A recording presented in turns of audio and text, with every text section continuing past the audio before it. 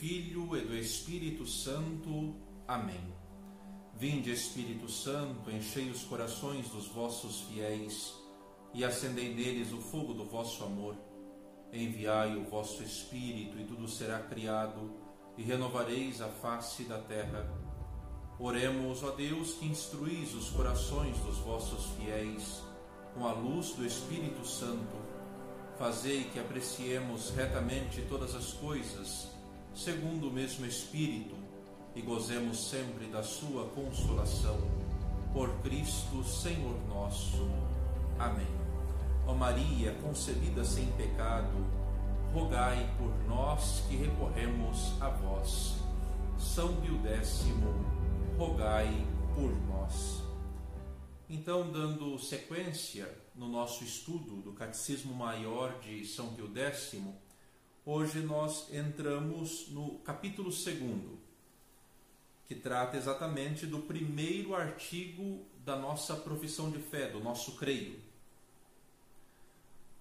O primeiro parágrafo, ou o primeiro ponto abordado neste segundo capítulo é de Deus Pai e da criação, ou seja, o catecismo nessas poucas perguntas, 11 perguntas, trabalha quem é Deus e como se deu ou como se desenvolveu a criação. Quem é o autor da criação? Como que Deus constituiu as coisas criadas? Para qual finalidade Deus criou tudo o que existe? Por que na criação está presente aquilo que nós chamamos de mal? Então, nessas 11 perguntas do catecismo, o Papa Pio X tenta, então, organizar esses dados da fé de uma forma bastante simples, mas que nos traz a verdade, aquilo que é o essencial, que nós precisamos, de fato, saber e guardar, absorver no coração. Primeiramente, quem é Deus? Deus é o Criador. Deus também, depois, por meio do seu Filho Jesus Cristo, se manifesta como o Redentor.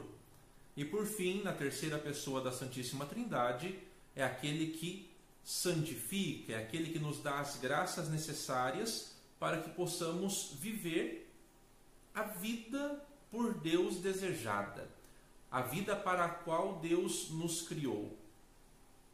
Deus é Espírito perfeitíssimo, então nós não podemos colocar Deus dentro das categorias de tempo e espaço. Sim, é fato que Deus, em seu Filho Jesus Cristo, a segunda pessoa da Santíssima Trindade, se encarnou no seio da Virgem Maria, se fez homem, ou seja, o eterno, a eternidade, podemos dizer assim, entra no temporal. O próprio Deus assume a nossa carne. Isso nós veremos depois nos próximos artigos da fé. Mas Deus, na sua essência, é um ser incorpóreo. Ele não é criado, porque ele é criador de todas as coisas. E como diz o filósofo Aristóteles, na busca de se falar sobre Deus, é o motor imóvel. É a causa primeira de tudo o que existe. Se nós pensássemos de forma bastante rápida e imediata sobre a origem de tudo o que existe, a origem de todas as coisas, nós teríamos que concordar aqui que para a existência de tudo o que há é necessário um primeiro impulso, um início, ou como a gente usa na linguagem mais vulgar, era necessário que alguém apertasse o play, era necessário que alguém iniciasse. E se nós tiramos Deus desse seu papel fundamental, crucial, nós não temos estrutura para suportar, para manter a existência das coisas. Então Deus é a causa de tudo que existe. Deus é aquilo que suporta, aquilo que sustenta a existência de todas as coisas, de todos os seres, de tudo que há. Deus criou o céu e a terra. Ele é o criador de tudo. Dentro dessa criação, Deus criou o mal, Deus criou o errado, Deus criou o imperfeito? Não. Deus só pode criar aquilo que lhe é próprio. Sendo Deus bom, só pode criar coisas boas. Sendo Deus perfeito, só pode criar coisas que possuam os sinais da perfeição. Ele não pode criar o contraditório, aquilo que o nega. Então, como que nós justificamos a presença do mal no mundo? A presença do mal no mundo se justifica pelo fato de, além de sermos criados à imagem e semelhança de Deus, e por isso mesmo, somos dotados de liberdade, razão e liberdade. Com a razão nós sabemos escolher, com a razão nós sabemos diferenciar aquilo que é certo do que é errado, e com a liberdade nós podemos agir. Então Deus, nos dando essas duas coisas boas, razão e liberdade, Ele não intervém a nos proibir no uso dessas faculdades. Então, se existe o mal no mundo, e existe, é porque nós, homens, fazemos as escolhas contrárias às escolhas de Deus. Se existe o mal no mundo, no sentido das relações humanas, não é porque Deus quisesse que fosse assim, mas porque nós, movidos pela iniquidade presente em nosso coração, fomos escolhendo de modo errado. Então nós entramos aqui nessa outra dimensão. Existe o mal enquanto escolhas feitas pelo homem, mas existe também o mal enquanto escolhas feitas por outras criaturas. Poderíamos falar das criaturas mais nobres criadas por Deus. Quais são as criaturas mais nobres criadas por Deus? Os anjos. Os anjos são espíritos dotados de razão e também de liberdade e que foram criados para adorar a Deus, para servi-lo a todo tempo. Mas como nós sabemos, existem e existiram anjos que preferiram se rebelar contra Deus, no desejo de tomarem para si aquilo que é próprio de Deus, no desejo de tomarem para si o poder. Eles acabaram então se rebelando contra Deus. E aqui nós temos o demônio, os demônios dos quais Lúcifer é o príncipe. Ele que foi o primeiro a se rebelar contra Deus, e com ele, não só ele, mas com ele, outros mais anjos fizeram isso. Então Deus criou os anjos para que fossem esses espíritos dotados de razão, dotados de liberdade, para servi-lo e para também estarem com ele. Esses seres nobres, os mais nobres criados por Deus. Mas os anjos, alguns deles, preferiram fazer escolhas contrárias à vontade de Deus. Então, aí nós temos toda a legião infernal, se assim pudermos chamar. E eles vagam pelo mundo tentando destruir as nossas almas por inveja.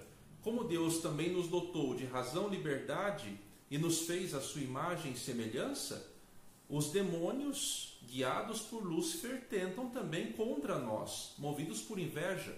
Então nós temos esse mal que provém desses anjos rebeldes e temos o mal que provém das nossas próprias escolhas, o mal que está entre nós, quando nós deixamos de lado a vontade de Deus.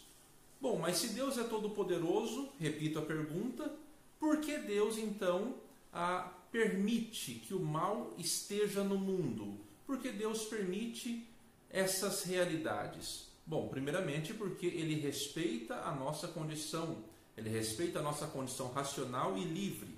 E depois porque Ele sabe que mesmo quando nós erramos, mesmo quando nós tomamos decisões erradas, ainda assim é espaço para Ele, em sua bondade e misericórdia, tirar de tudo isso um bem maior. Então, Deus aproveita até mesmo dos nossos erros para tirar um bem maior e nos ajudar nesse caminho. Confiemos, portanto, em Deus, confiemos, portanto, na sua bondade e busquemos viver a sua vontade, o seu projeto, sem nos esquecermos que, pela nossa fragilidade, pela nossa tendência ao mal, muitas vezes caímos, e em socorro das nossas quedas vem então a misericórdia divina para nos resgatar. De todo o mal, Deus ainda consegue tirar um bem maior, e esse bem se manifesta pela sua bondade e pela sua misericórdia. Bom, nós dissemos que os anjos são as criaturas mais nobres criadas por Deus, mas a criatura mais nobre sobre a terra é o homem. Foi para o homem que Deus deu a graça do dominar. Então ele disse, dominai as coisas criadas. Deus cria e dá ao homem a graça de dominar. O que significa dominar? Dominar não é escravizar, dominar não é simplesmente tomar posse para destruir. Dominar significa, acima de tudo, cuidar, acima de tudo, zelar. Então, diante disso, o homem recebe de Deus tudo aquilo que está ao seu redor. Olha que beleza, aqui nós poderíamos pensar até mesmo numa metáfora, comparando com casais que esperam por seus filhos. Conheço alguns casais que estão aí nessa expectativa do nascimento de seus filhos, e a gente observa a preocupação, o cuidado, o preparar, escolher o nome e etc. Imaginem, como disse Jesus no Evangelho, se nós que somos maus sabemos dar coisas boas aos nossos filhos, quanto mais Deus. Imaginem o tamanho do carinho de Deus ao preparar tudo para nós.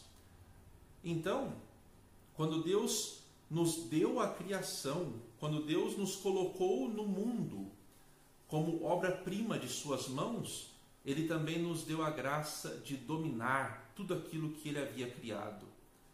E hoje nós poderíamos pensar, como estamos lidando com as coisas criadas? Estamos lidando com as coisas que estão ao nosso redor para alcançar a Deus, ou estamos nos escravizando por meio das coisas criadas? Ou seja, pela busca da saciedade, pela busca do prazer, pela busca da riqueza, pela busca do poder, estamos usando esses instrumentos para chegarmos a Deus ou para nos escravizarmos sob o poder das coisas criadas? Quem está dominando, afinal das contas? As coisas criadas ou aqueles para o qual Deus deu as coisas criadas? E hoje nós vemos tanta gente escravizada pelas coisas do mundo, pelas coisas que passam, pelas coisas temporais. Até mesmo nós, muitas vezes, se não nos atentamos, ficamos escravizados a tudo isso. E então devemos nos lembrar que Deus criou tudo para nós e não nos criou para isso.